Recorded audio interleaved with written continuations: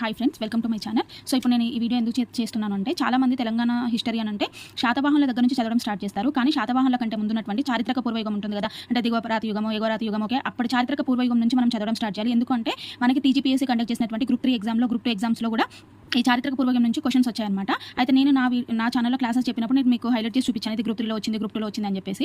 అయితే చూడని వాళ్ళు ఎవరైనా ఉన్నారు అని అంటే, ఇప్పుడు మళ్ళీ నేను చారిత్రక పూర్వయుగం దగ్గర నుంచి విష్ణుకుండిల వరకు ఏ క్వశ్చన్స్ వచ్చాయి అనేది నేను మీకు చూపిస్తాను. ఒకసారి ఈ వీడియో చూడండి, ఓకేనా.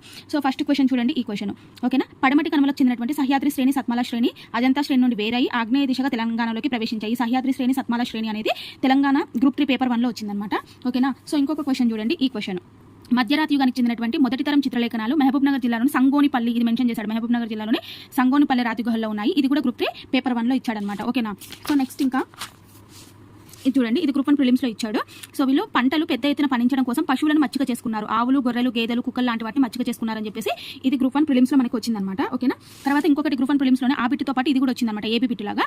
కొత్త రాతి యుగపు స్థిర ఆవాసాల్లో లభించినటువంటి గింజల అవశేషాలను బట్టి వీళ్ళు జొన్నలు, రాగులు, పప్పులు, పెసలు, మినుములు, ఉలువలు ఇవన్నీ పండించారు అని చెప్పేసి కూడా వచ్చిందనమాట. ఈ బిట్టు ప్లస్ అది పశువులని మచ్చిక చేసుకునేది రెండు కలిపి ఏపీ బిట్లాగా ఇచ్చారనమాట, ఓకేనా.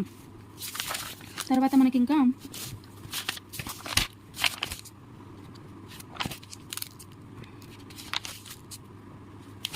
ఇప్పుడు ఇక శాతవాహనులకు వస్తే చూడండి, శాతవాహనుల్లో మనకి గ్రూప్ 3లో ఈ బిట్ ఇచ్చారు, ఓకే. పాశగం వద్ద బయలుపడినటువంటి బౌద్ధ స్తూపం సున్నప్రాయతో నిర్మించబడింది. తొలి శాతవాహనుల కాలంలో కోటిలింగాల ముఖ్యమైన శైవ క్షేత్రం. పనిగిరిలో మహాస్తూపం ఇటుకలతో నిర్మించబడింది. కొండాపూర్ శాతవాహనుల కాలంలో గొప్ప రాజకీయ కేంద్రం అని చెప్పేసి ఇచ్చాడు. ACD అనేది ఆన్సర్, ఎందుకంటే శైవ క్షేత్రం అనేది కాదు కదా కోటిలింగాలు అనేది, ఓకేనా. సో తొలి శాతవాహనుల కాలంలో అది శైవ క్షేత్రం కాదు, ACD అనేది మనకి రైట్ ఆన్సర్ అనమాట. ఇది గ్రూప్ 3లో ఇచ్చాడు, ఓకేనా. సో నెక్స్ట్ ఇంకేమి ఇచ్చాడు అంటే ఇది చూడండి, ఇది ఇచ్చారు, ఓకేనా. సో వృషభం, శివుడితో సంబంధం ఉన్న వృషభాన్ని చిత్రాన్ని కలిగి ఉన్న నాణ్యాలు, శ్రీశాతకర్ణి నాణ్యాలు ఉన్నాయి అని చెప్పేసి ఈ వృషభం గుర్తుతో ఉన్నటువంటి నాణ్యాలు అని చెప్పేసి గ్రూప్ 3లో ఇచ్చాడు. నెక్స్ట్ ఇక్కడ చూడండి, ఇది ఏపీ గ్రూప్ 2లో ఇచ్చింది, ఓకేనా, జోగల్తంబి నాసిక్ దగ్గర. నెక్స్ట్ ఈ కింద క్వశ్చన్ కూడా ఇది కూడా మనకి ప్రారంభ శాతవాహనులు ఏపీ గ్రూప్ 2లో ఇచ్చింది. సో నెక్స్ట్ ఇంకా ఇది కూడా ఏపీ గ్రూప్ 2లో ఇచ్చిన క్వశ్చన్. ఇది మీరు ఆల్రెడీ ఏపీ గ్రూప్ 2లో ఇచ్చినప్పుడు వీడియో చేశాం కదా, అందులో ఉంది.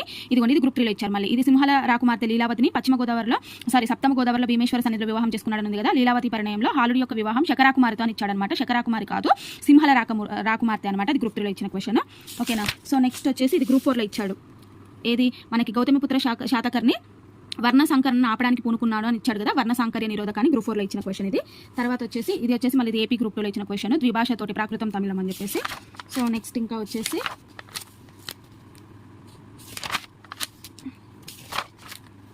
ఇదిగోండి, ఇక్కడ ఒక క్వశ్చన్ ఇచ్చారు గ్రూప్ 3. శాతవాహన యుగంలో కుల వ్యవస్థ అంత కఠినంగా లేదు, కులాంతర వివాహాలు జరిగినట్లు కథా సరిత్సాగరంలో ఉంది, ఓకేనా. అక్కడ ఏమి ఇచ్చాడు అంటే క్వశ్చన్లో గ్రూప్ 3లో శాతవాహనంలో కుల వ్యవస్థ కఠినంగా ఉంది అని చెప్పేసి ఇచ్చాడనమాట. అది గ్రూప్ 3లో ఇచ్చింది. ఇది ఇంకొకటి, అది ఏ బిట్, ఇది బి బిట్ లాగా ఇచ్చాడు. ఉమ్మడి కుటుంబ వ్యవస్థ ఉండేది అని ఇచ్చాడు, ఓకేనా. ఇది సో నెక్స్ట్ వచ్చేసి మనకి ఇది వచ్చేసి మళ్ళీ ఏపీ గ్రూప్ 2లోనే కరింగ కాలువేడి జైన మతాన్ని పోషించాడు అనేసి, ఓకే. ఇక్కడ నెక్స్ట్ మళ్ళీ ఇది ఆచార్య నాగార్జునుడు ఉన్నాడు కదా, అతని గ్రంథం సృహల్లేఖ అనే గ్రంథం రచించాడు.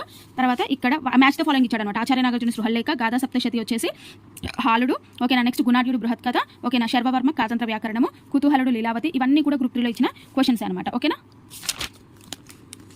సో నెక్స్ట్ ఇంకా ఇదండి, ఇక్ష్వాకుల పాలకుల కాలక్రమం ఇచ్చాడు గ్రూప్ 3లో. ఇది ఏపీ గ్రూప్ 2లో అడిగింది, ఆల్రెడీ మీకు ఆ వీడియోలో చెప్పాను.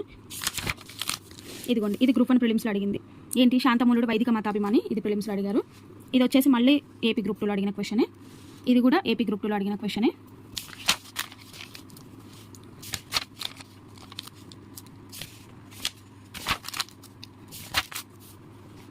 చూడండి, ఇది కూడా ఏపీ గ్రూప్ 2లో అడిగిన క్వశ్చనే. ఇది కూడా ఏపీ గ్రూప్ 2లో అడిగిన క్వశ్చనే. ఇదిగోండి, ఇది టీజీపీఎస్సీ గ్రూప్ 2లో అడిగింది. తెలంగాణలో నేలకొండపల్లి, ఓకేనా. మహాయాన బౌద్ధ మతానికి చెందినటువంటి స్థావరం అని చెప్పేసి 4 ఆప్షన్స్ ఇచ్చారు. ఇదిగోండి, ఇది వచ్చేసి బౌద్ధ మత కేంద్రం అని అడిగారు కదా, సో కాబట్టి నేలకొండపల్లి ఆప్షన్లో ఉంది, ఓకేనా. అదొక క్వశ్చన్. సో నెక్స్ట్ వచ్చేసి ఇదిగోండి, విరూపాక్ష, ఇది ఉంది కదా జైన మతం గురించి అనమాట. శ్రీశాంతములుడు విరూపాక్షపత్తి పూజించాడు, అంటే ఆయనను పూజించాడు, ఆయన ఒక భక్తుడు అని చెప్పించాడు అనమాట, విరూపాక్షపత్తి గ్రూప్ 1 ప్రిలిమ్స్లో, ఓకేనా. సో నెక్స్ట్ విష్ణుకుండిన్లు, ఇదిగోండి రాజలాంఛనం పంజాయత్తిన సింహం గ్రూప్ 2లో ఇచ్చాడు. ఇది వచ్చేసి ఇది ఏపీ గ్రూప్ 2లో ఇచ్చింది. ఇది కూడా ఏపీ గ్రూప్ 2లో ఇచ్చింది. ఇది చూడండి, ఇది ఏపీ గ్రూప్ 2లో ఇచ్చాడు, మరియు తెలంగాణ గ్రూప్ 3లో కూడా ఇచ్చాడు. ఏంటి, బిరుదు మాధవవర్మ బిరుదు జనాశ్రయ. ఇదిగోండి, ఇది కూడా బిరుదు విక్రమేంద్ర వర్మ బిరుదు మహాకవి, ఇది కూడా గ్రూప్ 3లో ఇచ్చాడు. ఇదిగోండి ఇది విష్ణుకుండి వాకాటక వంశాలంకార జన్మ అను నామాంతరం ఉన్నదని కూడా ఇచ్చాడు. అయితే క్వశ్చన్ పేపర్లో ఏమి ఇచ్చాడంటే ఇది ఇంద్రవర్మ 2 అని ఇచ్చాడనమాట. కాదు, ఇంద్రవర్మది కాదు. ఈ వాకాటక వంశాలంకార జన్మ అనేది 1వ విక్రమేంద్రవర్మ యొక్క పేరు అనమాట. కానీ ఎగ్జామ్లో ఇంద్రవర్మ 2 అని ఇచ్చాడనమాట. ఓకేనా. సో ఇదిగోండి ఇది గ్రూప్ 4లో ఇచ్చాడు. ఓకేనా. జనాశ్రయ చందో విచ్చిత్తి ఇది మనకి ఏంటి గ్రూప్ 4లో ఇచ్చారు. ఇదిగోండి ఇది వచ్చేసి ఏపీ గ్రూప్ 2. ఇదిగోండి గ్రూప్ 3లో ఇచ్చిన క్వశ్చన్. విష్ణుకుండిల యొక్క వైదిక మతం వీరి కులదైవం శ్రీ పర్వత స్వామిని గ్రూప్ 2లో ఇచ్చాడు. గ్రూప్ 3లో ఇచ్చాడు. ఓకేనా. తర్వాత ఇదిగోండి ఇది గ్రూప్ 4లో ఇచ్చాడు. దిగ్నాగుడు ప్రమాణ సముచ్చయం అనే గ్రంథాన్ని సంస్కృతంలో రచించాడని చూసారా. ఈ దిగ్నాగుడు ప్రమాణ సముచ్చయం అనేది కూడా ఒక మ్యాచ్ ద ఫాలోయింగ్లో అడిగారనమాట. ఇదిగోండి మళ్ళీ ఇది గ్రూప్ 2లో అడిగాడు.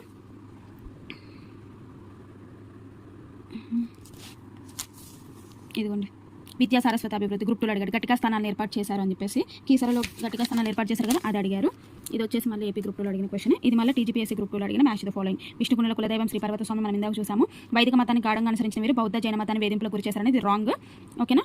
సో ఈ క్రింది వాటిలో ఏవి సరైన అంటే A-C-D, ఎందుకంటే వీళ్ళు బౌద్ధ జైన మతాన్ని వేధింపులకు ఏం గురి చేయలేదు. ఓకేనా.